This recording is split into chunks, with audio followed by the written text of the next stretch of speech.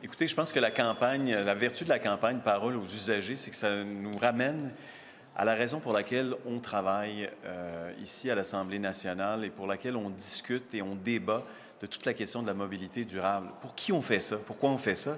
On fait ça pour les usagers. Et dans la dynamique actuelle, où on a commandé, par exemple, des audits de performance qui n'en étaient pas vraiment, dans le moment où on fait fi de la politique de mobilité durable et de ses objectifs d'augmenter l'offre et qu'on veut plutôt restreindre la fréquence, par exemple, des services qui sont offerts dans les grands centres. On se met un carcan où on limite les investissements en matière de mobilité durable, alors qu'on semble voir au gouvernement de la CAQ cette volonté de résorber le déficit qu'ils ont eux-mêmes creusé en limitant les dépenses.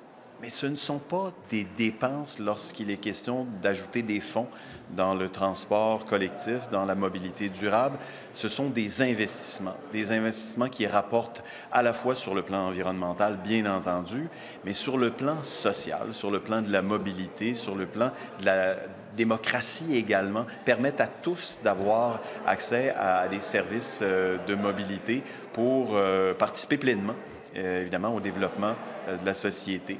Il y a des personnes qui sont dépendantes, évidemment, du transport collectif, du transport urbain, et qui voient là, les difficultés arriver parce qu'on ne souhaite plus continuer le développement à cet égard-là, sous prétexte d'optimiser les dépenses. Ce qu'on voit, en fait, c'est une attrition plutôt qu'un développement.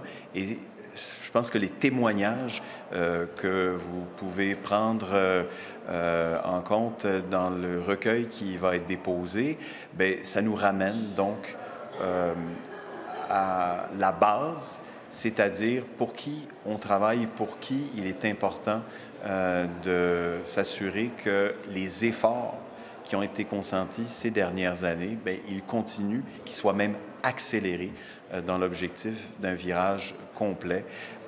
Et il y a certains témoignages qui sont inquiétants à cet égard, des gens qui se voient de plus en plus mal pris et même à l'encontre de leur volonté et de leurs valeurs, envisagent de revenir à l'auto solo.